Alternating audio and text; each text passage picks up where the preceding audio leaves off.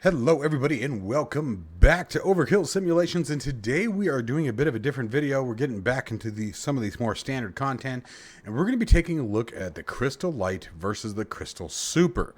Now, this is not going to be on some 5090 or 4090. This is on the RTX 4080. So the idea is to take a relatively more common machine, something that doesn't require a $4,000 video card, and give you guys my genuine thoughts, because things have changed for me since the release of DLSS 4.5, so stick around. One app designed to do it all. Hanger Control brings everything together: control bindings, hardware configuration, mod and profile management, application launching, add-ons, config files, and more, all managed from a single application. Mods Hanger goes beyond just mods and add-ons. It manages profiles, config files, text files, backups, snapshots, and helps keep your community folders clean and organized. Application Hanger launches your entire sim stack with a single click. Your Stream Decks are fully controlled through the Hanger Control plugin, while all of your other Stream Deck plugins remain active and available.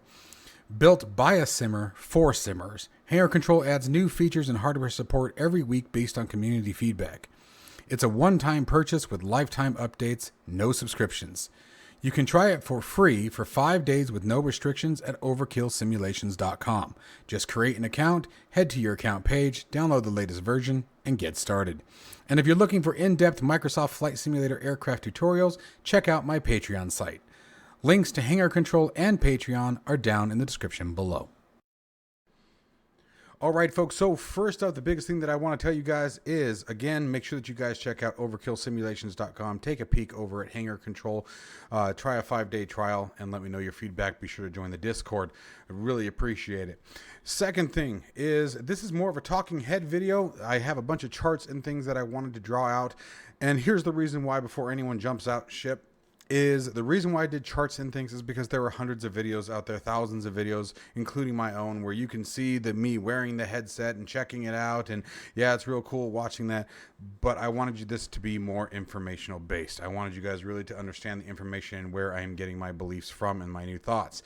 Because here's the thing: if you had asked me a month ago which headset that I would recommend for most flight simulation users, or any VR users, I would have told you the Pimax Crystal Lite. Half the price of the Super, and perfect for seated VR positions. Now, there's some caveats to all of that. So let's go ahead and get rolling here.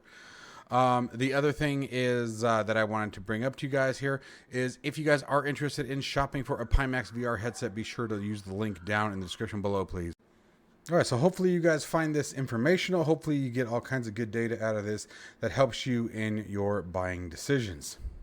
So with that, let's get started. Like I said, remember, this is more or less a talking head video if you guys are interested, without the head. And, it's more the information that I want you guys to hear.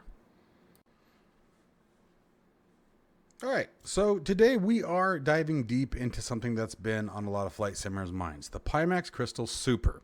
I get asked multiple times a month whether I would recommend the Super or the Crystal Lite.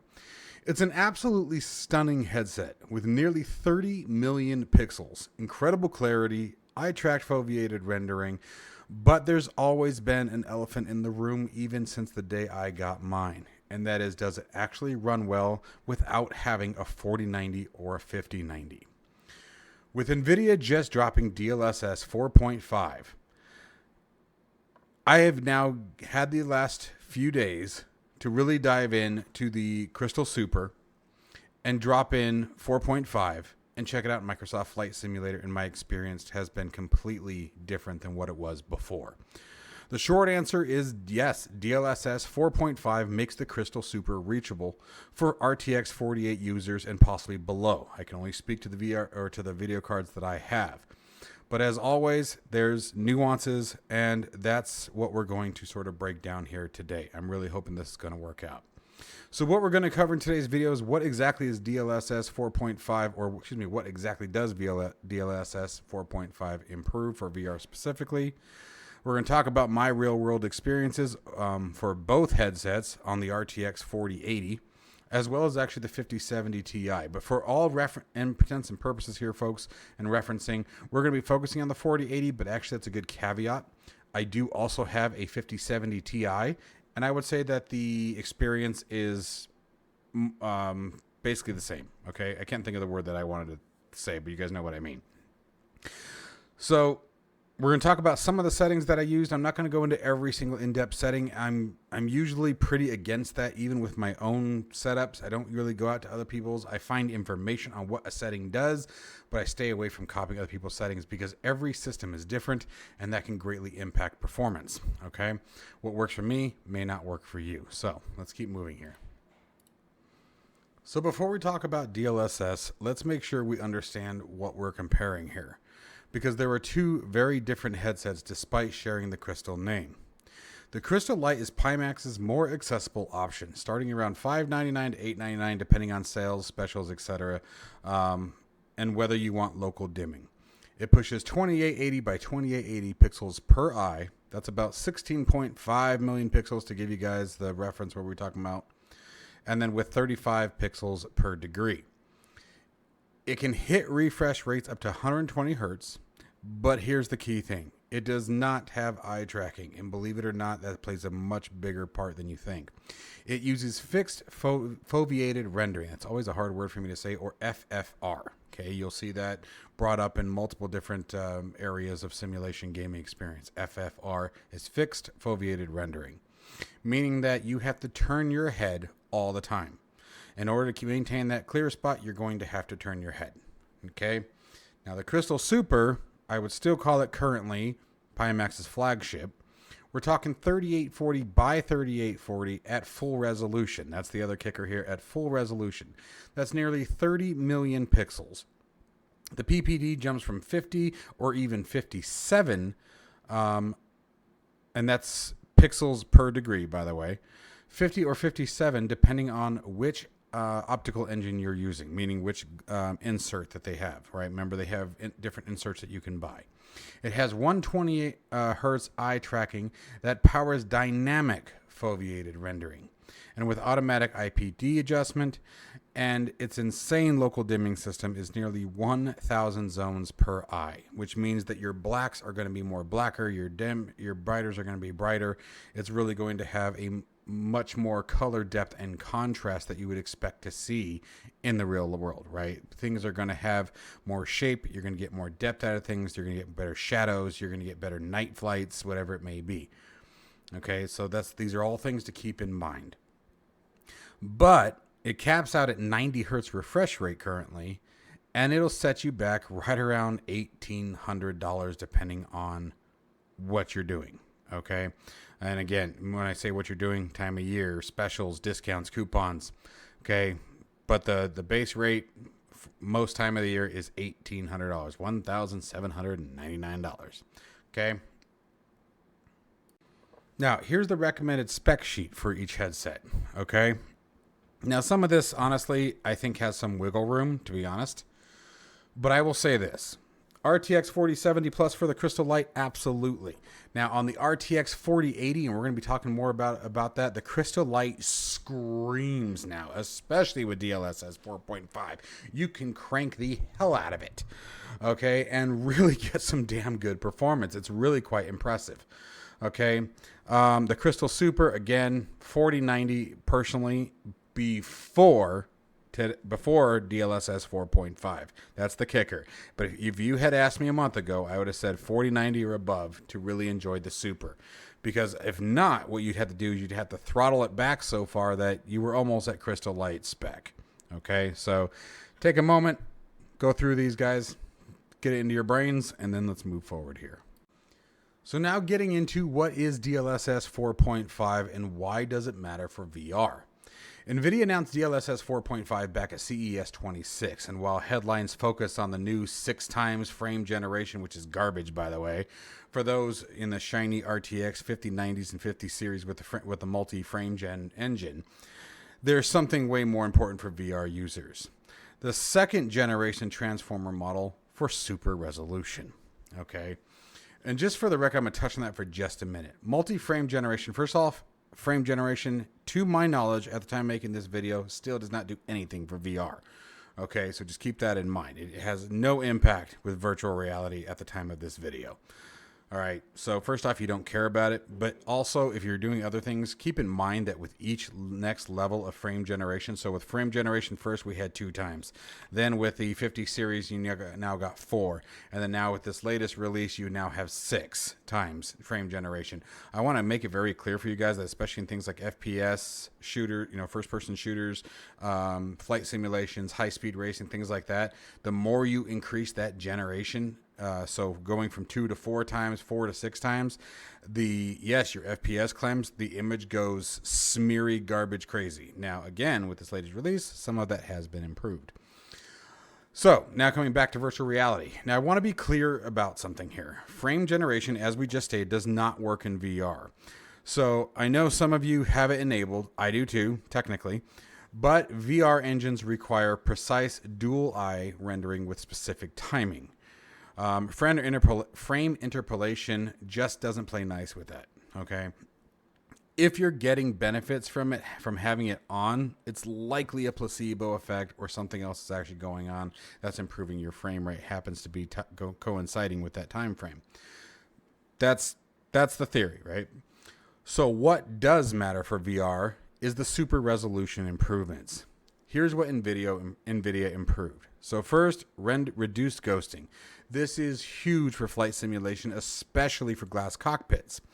Your PFD speed tape would turn into an unreadable smear when you would move your head, or when the speed tape itself was moving, whether you were accelerating or decelerating, depending on how fast. And the faster it was happening, the worse it would get. Same thing with your altitude tapes, right? Or if you ever tried to spin your barometer, right? It would just turn into a ghosting mess, and you'd have to stop for a second, take a look at it. Well, DLSS 4.5's new models was trained specifically to handle fast-moving objects without leaving those ghostly trails behind. And I will say that though it is not perfect, it is certainly, I would put it in the category of resolved. It's not perfect, but at no point in my experiences so far have I found a position where I was unable to read the speed tapes, barometer, whatever it may be, radio frequencies at all points of movement. So that's great. Second, they enhanced temporal stability. This means less shimmering on static surfaces, more consistent frame-to-frame quality in VR, where every inconsistency is magnified, where you can spot every jump, every shimmer, every frame miss, right? This obviously will matter a lot. And third, you have the better high contrast handling. The technical detail that matters is that DLSS 4.5 works in linear color space instead of logarithmic, okay? In plain English, that basically means it handles things like bright white HUD against a dark cockpit much better than it would before. Fourth, sharper anti-aliasing. Okay, that gives us cleaner edges, especially on moving objects. The jaggy propeller blades, much, much cleaner now. And again, with all of those things, having the smearing or ghosting completely removed, if not very, very close to it. There are still some times where you can see it, especially in external views, while the aircraft's in motion. Sometimes you can still see it on that trailing edge of the wings and things like that. But it is very, very reduced from what it was before. Now, the big kicker here when it comes to the Crystal Super and DLSS 4.5, the real good bed buddies that I found here is Pimax Smart Smoothing. This is the secret weapon in my personal opinion, in my personal experience. Okay, Pimax Smart Smoothing is their version of motion smoothing, similar to the Oculus ASW or Steam VR's motion smoothing, and here's how it works. When enabled, Smart Smoothing forces your game to render at half the frame rate, then generate synthetic frames to fill in the gaps using your actual head position data. So if you're running at 90 hertz, your GPU only needs to render 45 frames per second, but you still see 90 frames per second in the smooth feeling of it, all right? So at 90, the GPU renders 45, you get 90 at 36, you get the 72. If you have it set to 60, 120.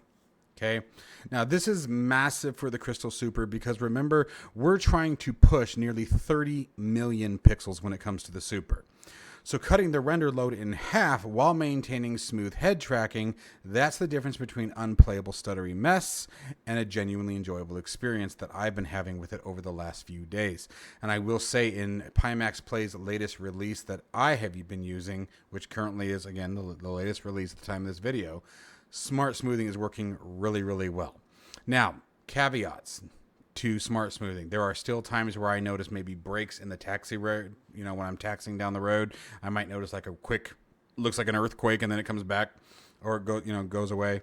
But those are far and few between. Now, it used to be a mess. It used to be horrible. But I have found that with smart smoothing, you can really, really take advantage with DLSS 4.5 of the Crystal Super and its features on a lower end card, like the 4080 or even below. Okay, now with that being said, we're going to get into my settings in just a minute. But the key insight from my testing is smart smoothing is really what changed the game for the Crystal Super with my 4080. DLSS 4.5 alone wasn't necessarily enough. Now, there were still plenty of things I could do, and we'll talk about that too. But the combination of both is where I was able to keep the graphic fidelity in Microsoft Flight Simulator high, while being able to get a truly enjoyable experience with the Crystal Super, while taking all the benefits that come with the Super, such as the eye tracking. And the eye tracking is really what it all comes down to, because it wraps everything else up. Because of the eye tracking, you get the automatic IPD. Because of the eye tracking, you get the dynamic foveated rendering. Okay, now, and just so anyone who may not know, dynamic foveated rendering means that, or even foveated rendering, means it takes your focal point, the spot that you are going to be looking at the most, and it renders it at its maximum, resolution, so it's nice and clear and pretty, and then everything that might be beyond that, out of a certain zone, that's out maybe in your peripheral or not in your eye's central focus point, will be rendered at a less resolution, therefore reducing the load of your GPU. Now, what that means, though, for the Crystal Light is that's what I was talking about earlier, where you are required then to move your head in order to see things clearly. If I want to look down at a gauge in the Crystal Light, or I want to find my parking brake, whatever it may be, or maybe that fuel handle down on the floor in the Cessna, you actually have to physically look down drastically. You have to make sure that you put whatever you're wanting to look at in that sweet spot. With the Crystal Super having that dynamic foveated rendering, and the eye tracking, it tracks the position that your eyes. It knows where your eyes are looking. So just like you would do in the car, when you go down to look at your speedometer, when you look down, that foveated rendering follows your eye movements and also moves down. So that way your altimeters, light switches, whatever they may be, have now gone from in that not so high resolution zone to now in the crystal clear area. See what I did there? Crystal here all week. So anyways, let's move on to the next piece, my personal experiences in more depth. All right, so getting into my settings, here's pretty much where we're at. Pimax quality is set to medium, which I believe is the default when it launches up. I didn't change anything. I literally fired it up, made sure smart smoothing was on, and went for the run. Okay, so with Pimax Play quality set at medium, DLSS 4.5 obviously enabled. Keep in mind that at the time of making this video, there are steps you need to take in order to enable DLSS 4.5. You need to use DLSS Swapper. You need to go into your NVIDIA panels. There are settings you need to make changes. Mark over at SimHanger did an absolutely amazing tutorial video and walked you through everything, the pros, the cons, the goods, the bads of enabling DLSS 4.5. Highly recommend you guys go check out his video and his channel. Superb job he did. And then another one is Island Sim Pilot. He's another great resource for diving into all this information. So in-game Microsoft graphics, it's a mix of high and medium settings. Okay, frame generation technically on, but remember, doesn't do squat in VR. Okay, the result. I went from sort of 0 to hero in a matter of minutes. I was really blown away.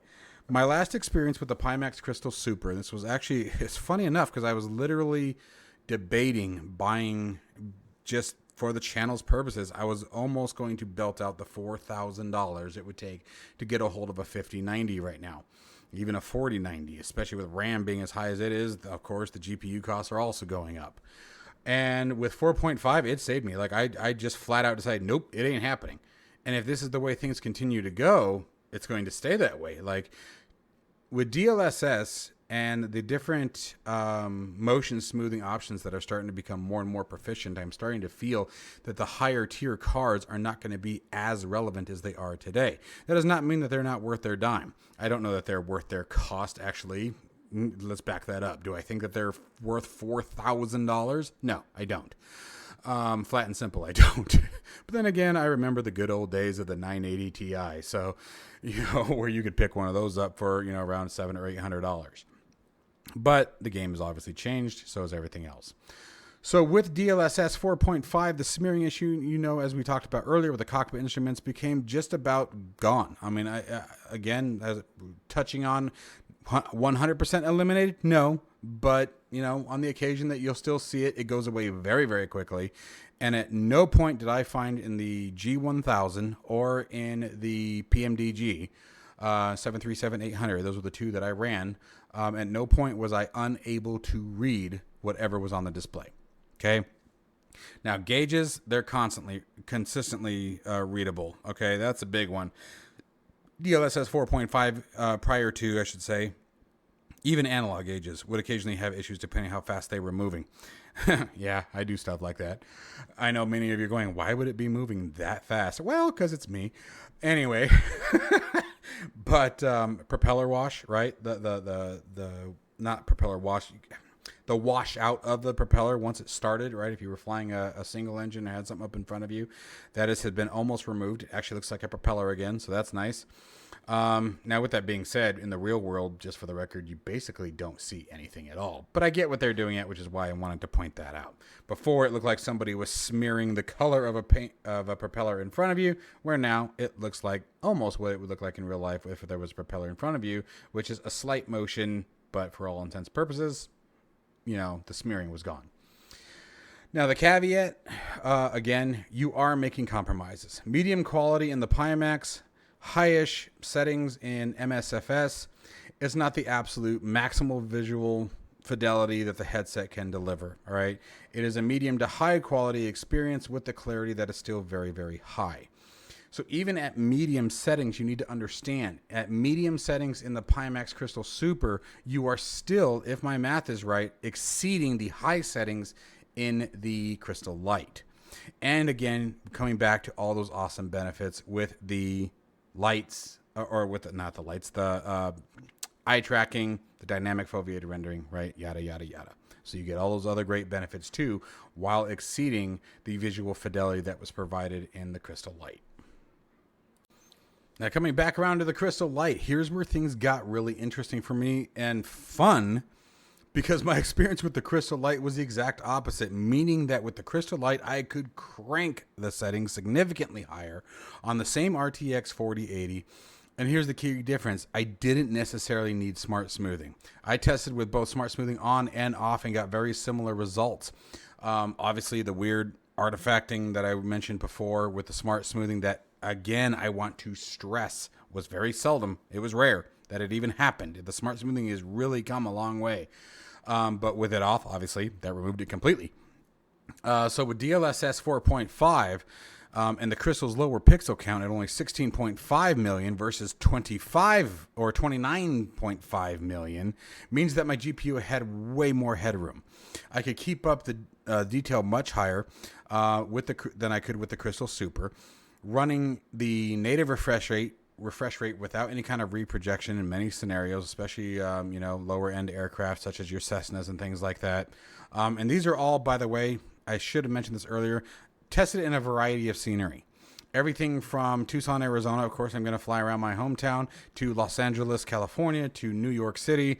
I went all over the place, to out in the Caribbean, of course, where you get into the more remote areas and everything's fantastic.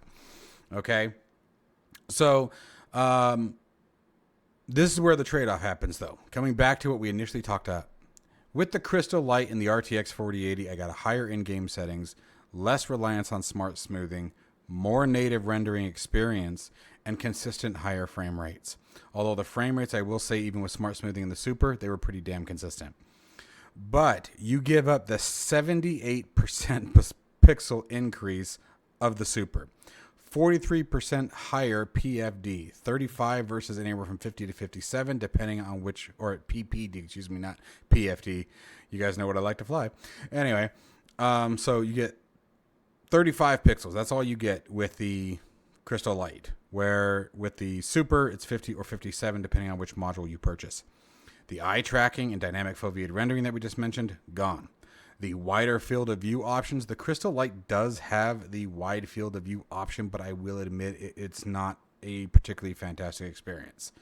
Okay, so with the Super, you are automatically get a wider field of view. It's not huge, but it's there, right?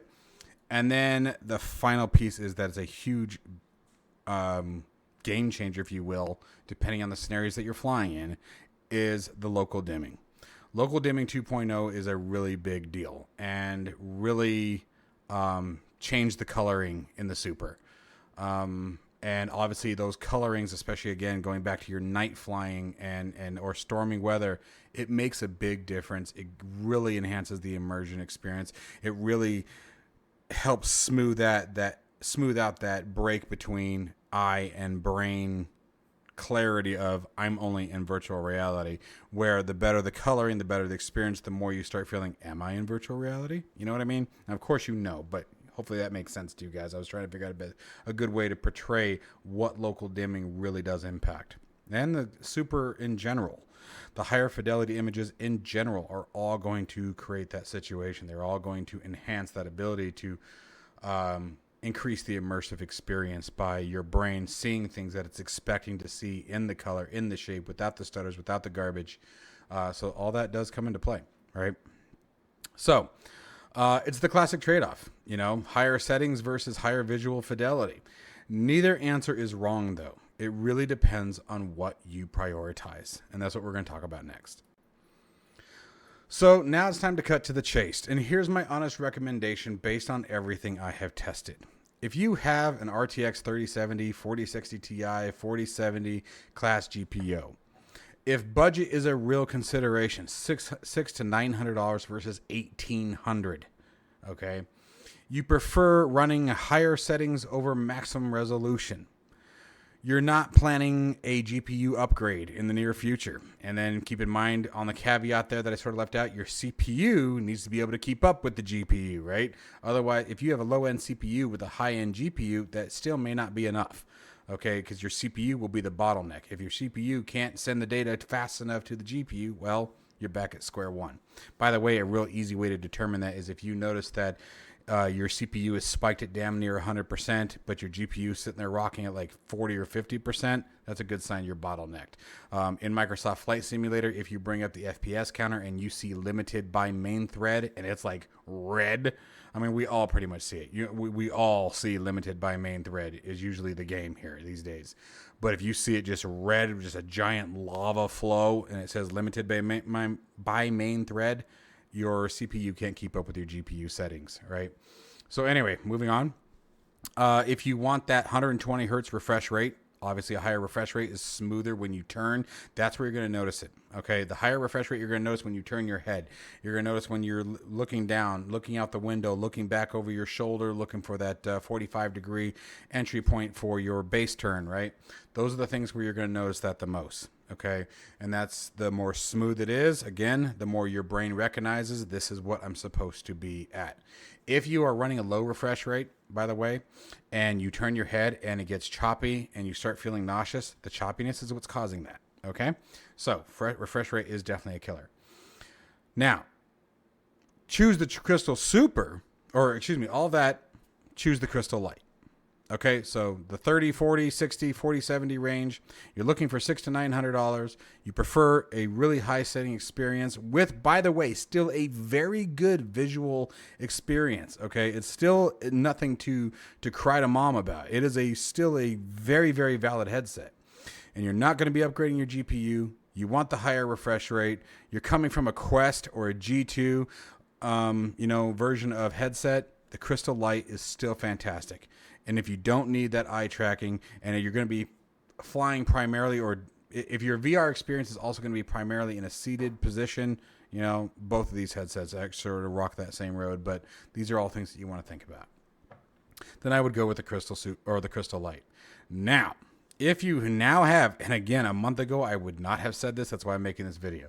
If you have an RTX 4080 or higher, or you're planning to upgrade, if you want the absolute best visual clarity available in consumer VR right now, I don't think anyone out there at the time of making this video can beat the Crystal Super's fidelity.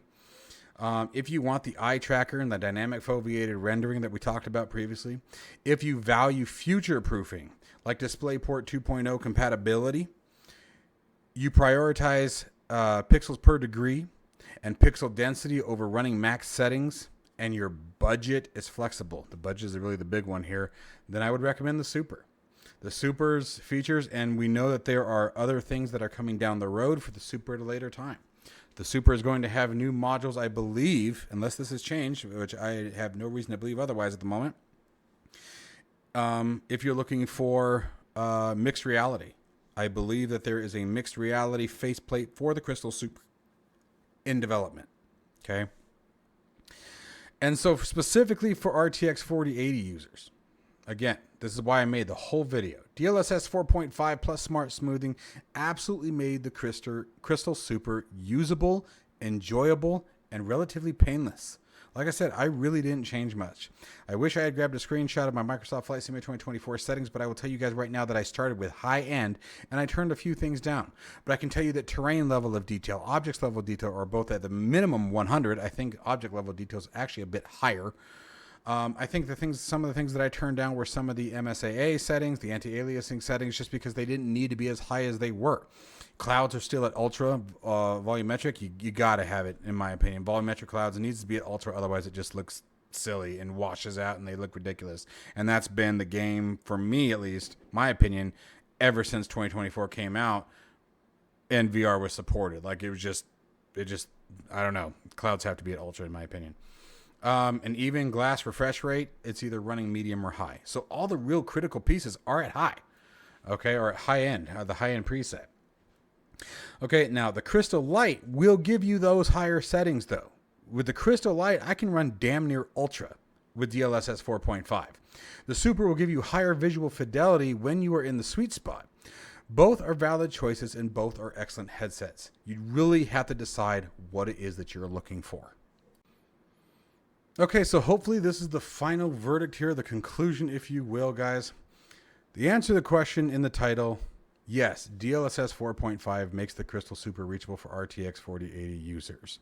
But it's not magic. It's a combination of DLSS 4.5's dramatically improved temporal stability, the reduced ghosting, plus Pimax's smart smoothing and improvements that have happened there working together to really deliver that smooth experience. The smearing that plagued glass cockpit displays, pretty much fixed. The setup complexity, way easier than it used to be. Like I said, for me, it was basically plug and play. I fired it up. I made sure 4.5, all those steps were done, made sure smart smoothing was enabled, and I went to the races. That was it. That was literally it. That was all I did. I didn't touch anything else. I think, like I told you guys, I clicked the preset for high end, and I think I tuned down a total of 5 settings, and they weren't anything, it wasn't anything game killer, crusher, like I didn't get some massive jump. Otherwise I would be telling you guys what those settings were. They really weren't much, and I kept the level of detail pretty damn high. Okay. So is it the same as running it on the 4090 full tilt? No, it's not, but it is definitely viable now. A medium to high quality VR experience with the Crystal Super is still an incredible clarity deliverance. It is still an incredibly feature-rich experience compared to what it was just a month ago. A month ago, you really had to, at least for me, my personal experiences, I had to really tune down the Microsoft Flight Simulator settings in order to get any kind of what I would deem as reasonably enjoyable experience out of the Super. Still fantastic. That wasn't anything against the Super. It was just where technology was for me and my budget and where I was at. And that's why I made sure to bring budget up more than once in this, because it really does take a key part of this. So for me personally, I'm going to keep testing both headsets because they both have their own place. The Crystal Light, when I want maximum settings, an example for that, by the way, guys, is DCS World. I go into DCS World in my Crystal Light and I crank the hell out of it. Okay, and that's because I'm moving fast. You're dodging, you're fighting, you're scraping the treetops, you're going at 600 knots, and then you're coming up behind a bandit, and dropping some lead down on terrorists and buildings and whatnot that need to be destroyed. You guys get the gist. I miss my DCS. I love my DCS. I've been setting up for the Huey again. I miss it. I used to love it. By the way, I will tell you guys that Flight simulation in general, in my personal opinion, takes the cake when it comes to virtual reality experience. I've done racing, I've done driving, I've done flying in VR. And for me, in my personal opinion, flight simulators, flight simulation enthusiasts, or flight sim pilots need to go VR. Like you do. If you can afford it, if you're interested in it, do it. Make the jump, make the hurdle. You won't regret it.